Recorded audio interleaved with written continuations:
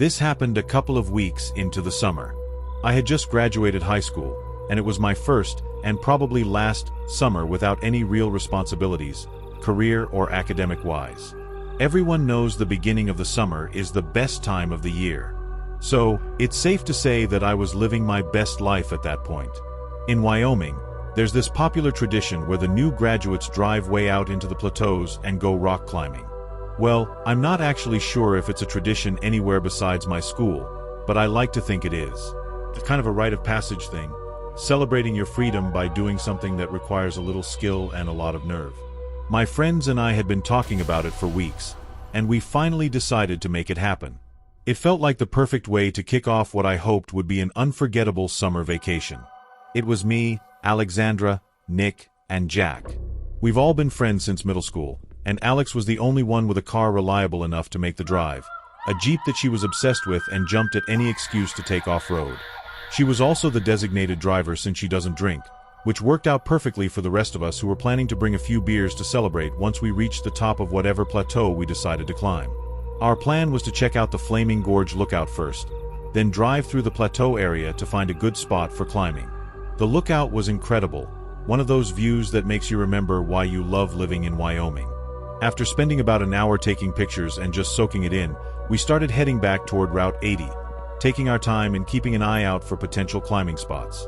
We were driving along Highway 141 when we spotted this really cool area off the side of the road. There were these massive rock formations that looked perfect for climbing. Not too technical, but challenging enough to be worth the effort. Alex pulled into a small gravel lot, and we grabbed our gear and filled our backpacks with drinks. The plateau we chose was maybe a 15-minute climb to the top, nothing too crazy, just a steady scramble up the rock face with enough handholds and footholds to make it manageable. I have a bunch of pictures from that day, mostly because Alex insisted we get a million pictures of her, so I'll include some of them. Alex went first since she was the most experienced climber among us, followed by me, then Nick, then Jack bringing up the rear. The view from the top was absolutely worth it. You could see for miles in every direction, just endless stretches of Wyoming wilderness. We cracked open our beers and were just sitting there enjoying the moment, talking about some of our other friends from school. I was just kind of staring into space, admiring the scenery, when I noticed a car speeding down the highway, a red pickup truck. To my surprise, after passing Alex's car, it screeched to a halt in the middle of the highway. I kept watching, and it actually started reversing right there in the middle of the highway. I pointed it out to my friends, and the four of us got a little quieter, all wondering what the truck was doing. It reversed until it could turn into the lot we had parked in, which it did. We all watched as someone got out of the truck. From our distance, we could tell it was a man based on his height and build, but we couldn't make out much detail. At first, we thought maybe he was just another person looking for a place to climb or hike or just stop and rest. But then he started walking around Alex's Jeep in a way that just immediately seemed wrong. He was peering into the windows, trying the door handles, and generally inspecting the car like he was planning to break into it. That's when Nick yelled, "Hey!" from the top of the plateau to announce our presence and let that guy know that the car was not unattended. We saw the guy jump a little and start looking around, clearly unsure where the voice had come from. Finally, he spotted us atop the plateau, and he actually waved at us.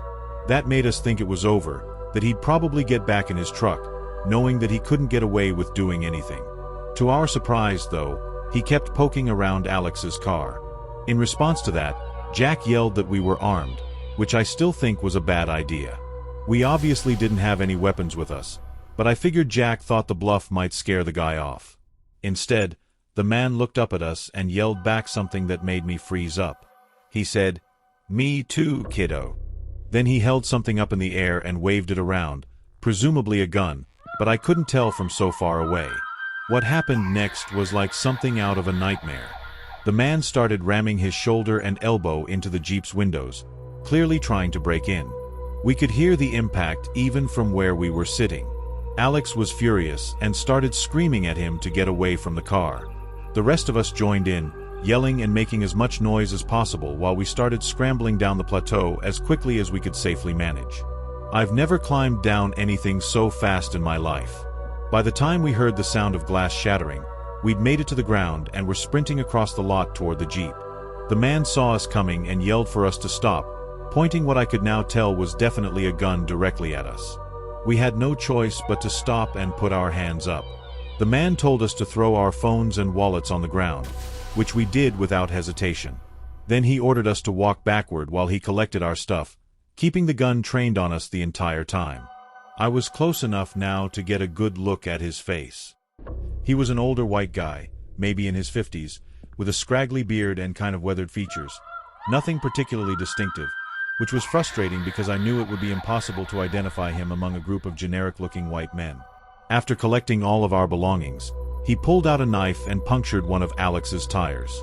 Then he walked back to his pickup truck, which I noticed didn't have any license plates, and drove off without another word.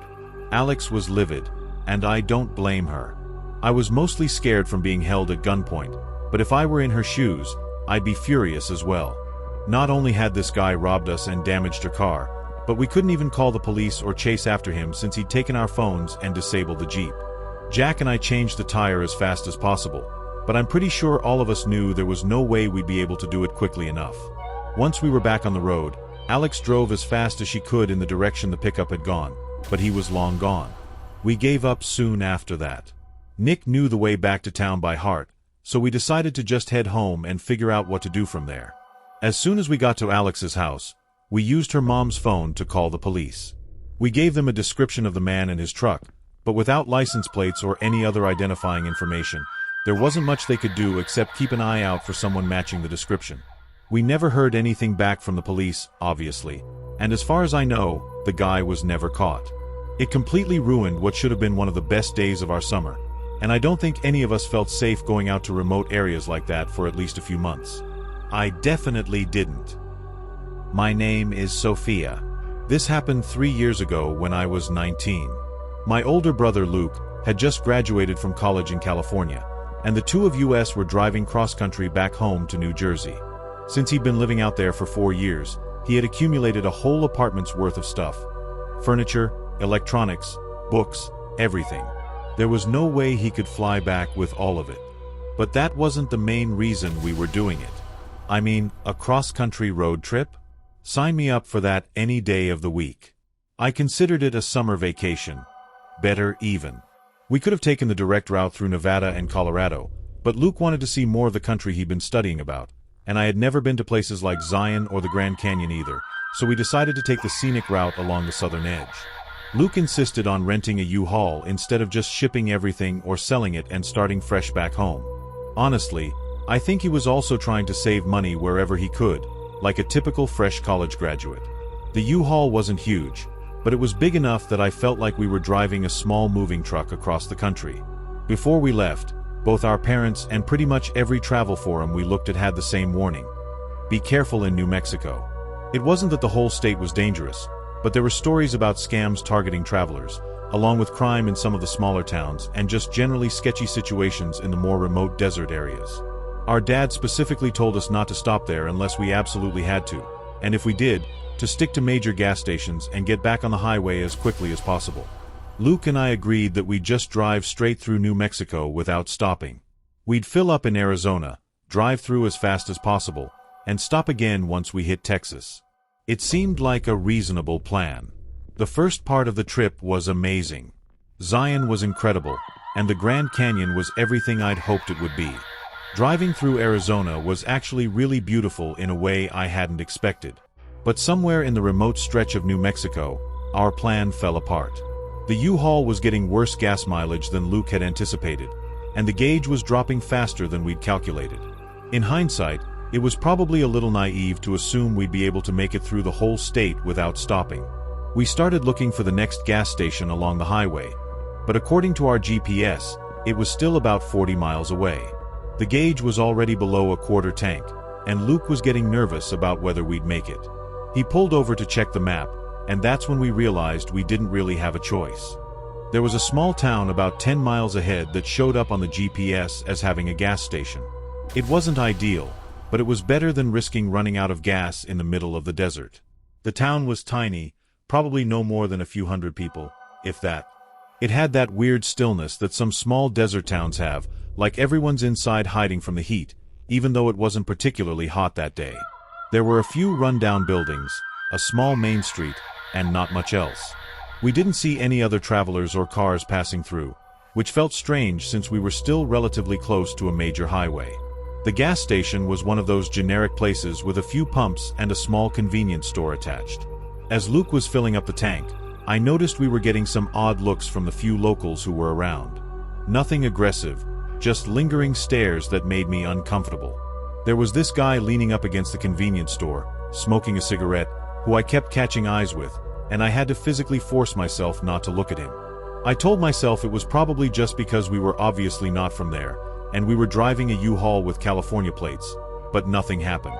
After Luke finished fueling up, I tried to navigate us back to the highway. That should have been the simple part. We could literally see the highway from certain intersections in the town, but every road we took seemed to lead us further away from it. It was the strangest thing. We'd drive toward where we knew the highway was, and the road would curve or dead end or just take us in the completely wrong direction. It was like the entire town was literally designed to inconvenience us, as ridiculous as that sounds. And before you ask why we weren't using the GPS, well, we were, or at least we were trying to, but it wasn't helping. It was clear that Google hadn't updated that location in ages because the map kept routing us to roads that didn't exist anymore or were inaccessible entirely. On top of all that, the signal was practically non-existent out there, so it would go through cycles of brief connection followed by nothingness for minutes on end. We ended up driving around the same few blocks multiple times, and I was getting increasingly anxious. Luke was trying to stay calm, but I could tell he was frustrated, too.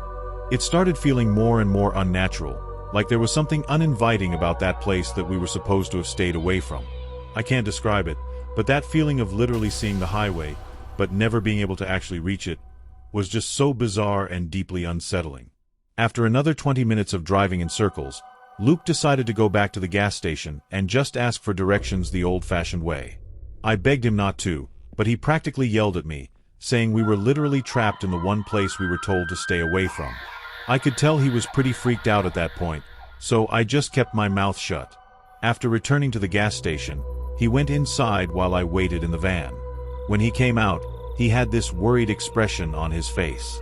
He got in and said the guy working there had given him directions, but they seemed unnecessarily complicated. According to the clerk, we needed to drive 17 miles in the opposite direction from the highway through some desert backroads to eventually loop back to an on-ramp. I stared at him like he had lost his mind. In what world would we need to drive 17 miles in the wrong direction when we could see the highway from where we were sitting? I asked Luke what the guy was like, and he said he seemed friendly enough, but there was something off about how confident he was about the directions, like he was trying really hard to convince Luke that this roundabout route was the only way. Luke also mentioned that the clerk had been asking a lot of questions about where we were going and how long we would be traveling.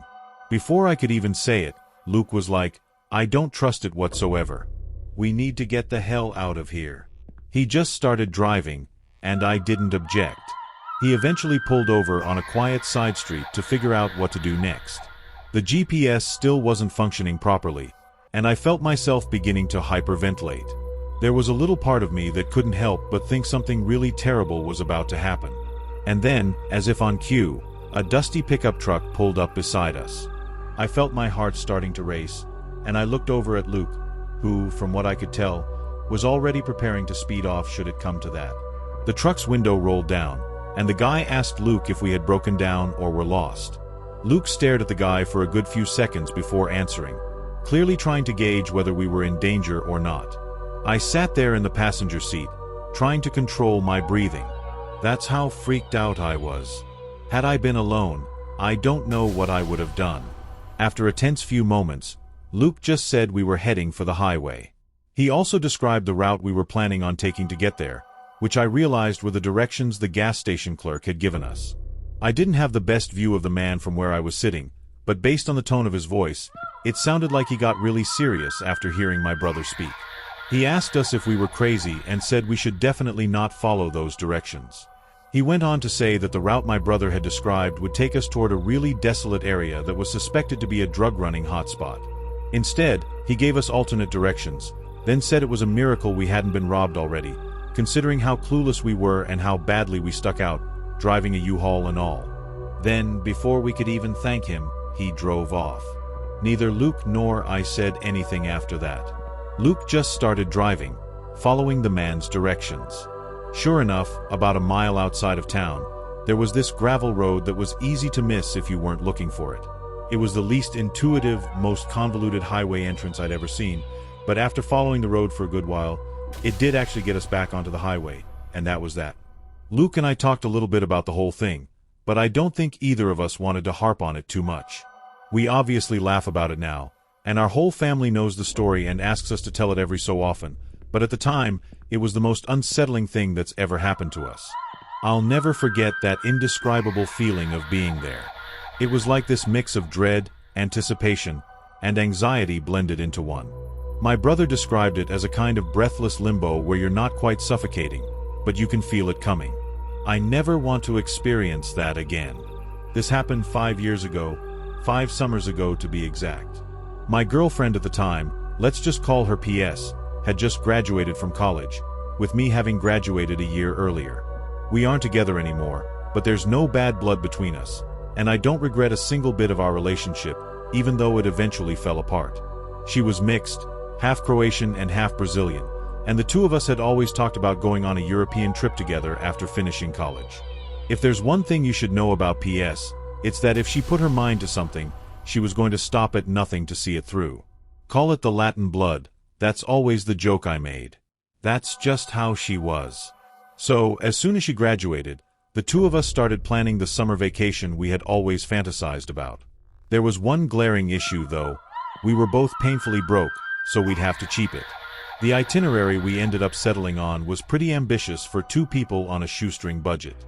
We'd spend a week in Croatia, finishing up with 2 nights in Rijeka, which was PS's grandparents' hometown. She had never been there before, but she'd grown up hearing stories about it from her grandmother, and I could tell she was excited to see where her family came from. Because we were trying to save every possible cent, we couldn't afford any of the nice hotels or even decent hostels. Instead, we ended up booking the cheapest Airbnbs and travel lodges we could find on short notice. I'm talking about places with 1-star reviews and photos that looked like they were taken with a flip phone, but we didn't care. We were just happy to be going. Zagreb and Dubrovnik were incredible, even on our tight budget.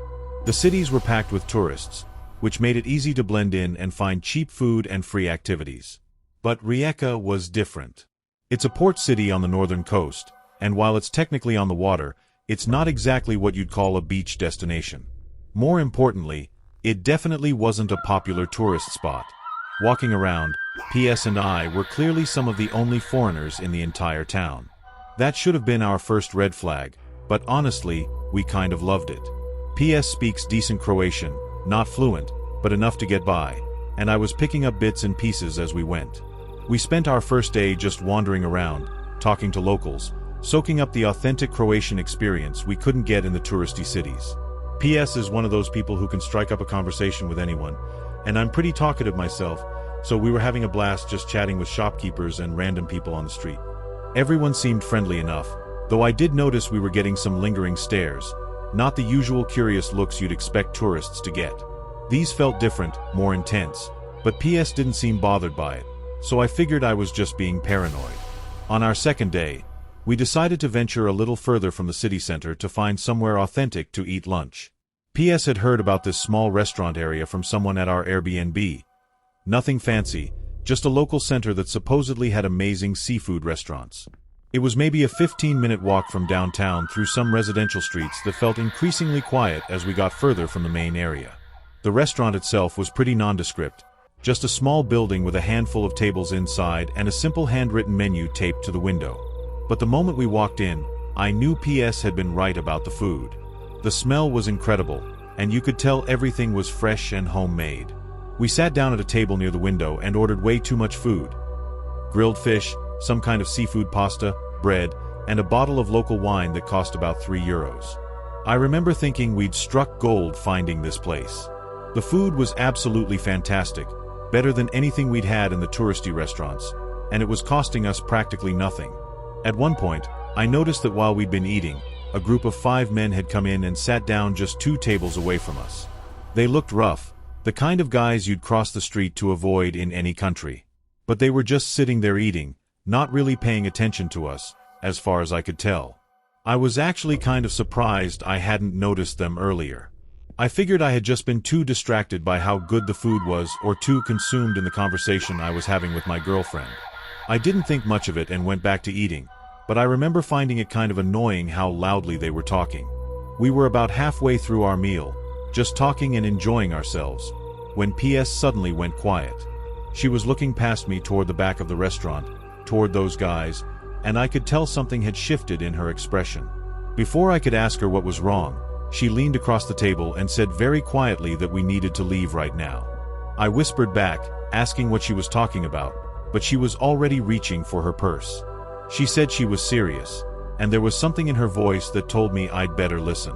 I still didn't understand what was happening, but she's not the type to panic over nothing. She speaks the language. She knew the culture better than I did. If she said we needed to get out of there was probably a good reason. I pulled out a handful of kuna bills and threw them on the table, way more than our meal cost, and I followed her toward the door. The whole time, I was expecting her to explain, but she just kept walking faster, practically pulling me along by the arm. It wasn't until we were outside that I finally demanded to know what was going on. She looked back toward the restaurant and said she'd heard those men talking. They were discussing what they were going to do to us, to her specifically.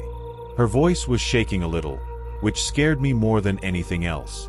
She said she heard them say they'd separate us first, and some guy named Luca would know what to do, whoever that was. She said some other things that I don't want to repeat, but the message was crystal clear. We needed to get back to the main part of the town ASAP. I told her they might have been joking, but she shook her head and said they weren't talking about things they wanted to do, but things they were going to do. She told me she got the impression that what they were discussing was routine as opposed to fantasy. I believed her. That's when I made the mistake of looking back toward the restaurant. All 5 men were standing outside now, and they were definitely watching us, not even trying to be subtle about it. The moment they saw me looking, they started walking in our direction. I grabbed her hand and told her they were following us. Without another word, we both started running. Not jogging, not walking fast, full-on sprinting back toward the city center.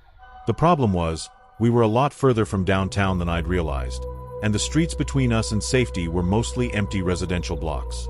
I could hear footsteps behind us, and when I glanced back, all 5 men were chasing us now. They weren't even pretending anymore. They were just straight up pursuing us through the streets. It was downright terrifying. PS was in better shape than me, but I somehow managed to keep up, probably because of adrenaline. We ran for what felt like forever, turning down random streets, hoping we were going in the right direction. Finally, after maybe 10 minutes of the most intense running of my life, we started seeing other people on the sidewalks and hearing traffic. The men stopped chasing us as soon as we hit the busy area. I looked back one more time and saw them just standing there, maybe 2 blocks behind us, watching us, but not coming any closer. It was like they knew they couldn't do whatever they'd been planning once there were witnesses around. We were both completely out of breath and shaking from adrenaline. She was crying a little, though she was trying to hide it. I'd never seen her that scared before, and it made the whole thing feel even more real. We found a cafe in the main square and sat down, trying to process what had just happened. That's when this older Croatian guy at the table next to us, who must have overheard us talking in English, leaned over and asked if we were okay. When we explained what had happened, he just shook his head and called us idiots. Not in a mean way, but like he couldn't believe how naive we'd been. He said tourists shouldn't wander around alone in that part of the city, especially not obvious foreigners like us. Then PS described the restaurant we'd been to, and the guy's expression got even more serious. What he told us literally made me dizzy. He said we'd basically walked into a known hangout for local criminals, that the place was connected to some kind of organized crime group that operated in the area.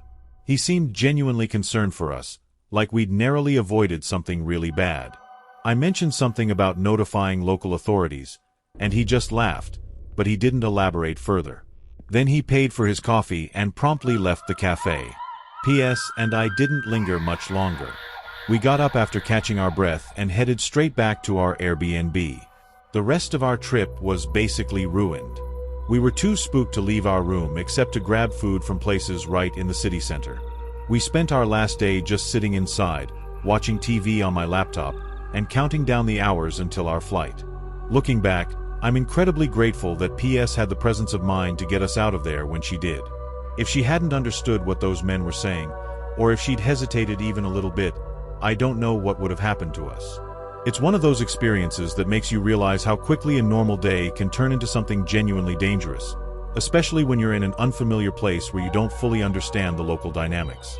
I honestly still feel pretty stupid for being so casual in a foreign country.